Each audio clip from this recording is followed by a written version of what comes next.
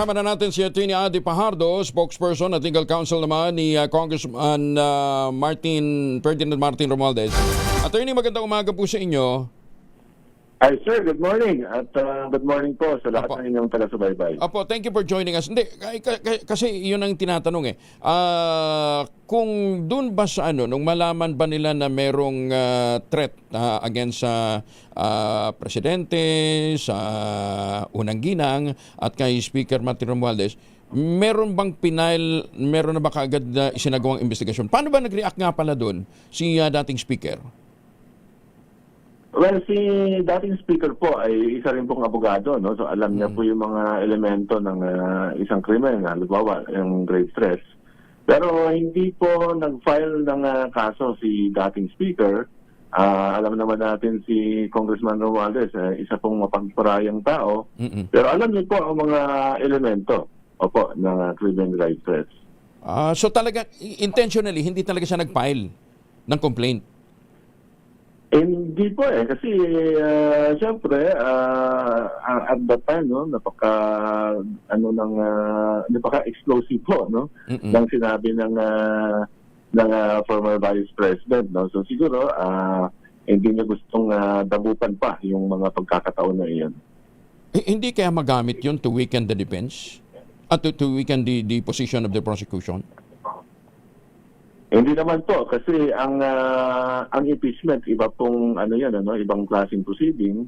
Ang pag-file kasi ng complaint na criminal ay personal po 'yon, no, sa mga offended parties, no, sila ang gumagawa. Pero sa impeachment po kasi ang tanong diyan kasi yung mismong threat ba ay isang paglabag sa ating saligang batas na napakalala. At iyon ay nangangahulugang hindi na pwedeng mag-serve ang isang impeachable officer. Ayun. So iba po ang anggulo po sa isang impeachment. Okay. Pero pwede bang pag-usapan yun, attorney? Kasi di ba pagka ganitong nasa korte na, pagka regular na kaso, sub judice na kagad pagka pinag-uusapan natin. Sa korte, dito ba sa impeachment court walang sub judice?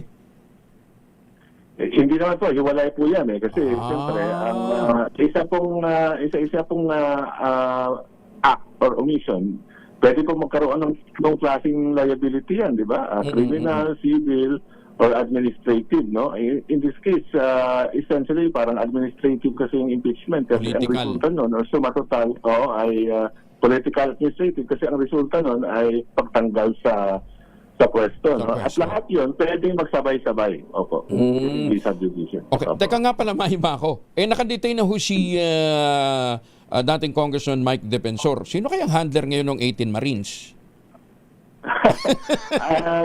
Yun po, para naulila po sila, no? Alam natin na sila ay may mga political backers, di ba? Alam naman lahat ng tao yan, lahat ng madla ay alam yan na merong nasa likod nila at nagparada sa kanila sa iba't ibang forums, no, including yung sa ragtag Senate hearing, di ba, ng Blue Ribbon na hindi naman totoong Blue Ribbon. So ngayon, siyempre, nakakabahala dahil sa wala na silang, naulila na sila, pati yung abogado nila lately ay I think nakasuhan na rin ng criminal case for cyber libel.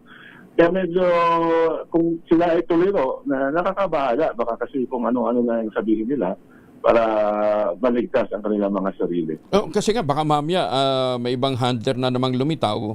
Pwede ba yung mag-file na naman ng maglabas na naman sila ng panibagong affidavit? Ayun nga po kasi ang aming talagang posisyon diyan, kung kayo ay nagsasabi ng totoo, dapat panindigan niyo yung inyong original na affidavit, di ba? Opo, kasi kahit doon sa kanilang mga naunang affidavit, kahit yung ombudsman na dating Secretary of Justice ay iniugnay nila, no? So baka naman na mangyayari diyan, magkaroon ng di ba, revision, amendment, etc. Dahil sa dulot ng pagkakataon, yun nga, hindi ka panipaniwala kasi ang unang affidavit sinasabi pati yung mga investigador ng International Criminal Court ay binigyan doon ng pera na hindi po sa talagang napakaano po niya, no? It access credibility po. Tsaka sabi nga, para bang nagkakaroon ng omission, tapos addition, depende kung sino nagpapapreskon. Ayun na nga po. Yun lang medyo nakababahala. Oh. Nakakabahala po yan kasi ibig sabihin, nag-iiba ang kanilang pagbabalik tanaw sa mga nangyari. So kailan natin na asahan sila ay magsasabi ng totoo. Ang sabi nga sa Latin maxim, no, na pinapaniwalaan ng mga abogado at ng husgado, falsus in omnio, falsus in omnibo. No? If it is false in one, it is false in all. So tayo ba ay namimili lang para lang matarget si dating Speaker Romualdez? Namimili lang tayo ng salaysay kung ano ang nakakaugnay sa kanya, tapos ang lahat ay baliwalain na lang. Parang hindi naman po makatarungan iyan. Attorney Ade Fajardo, maraming salamat for joining us at sa pagtanggap po ng tawag. Salamat po. Magandang umaga. Maraming salamat po.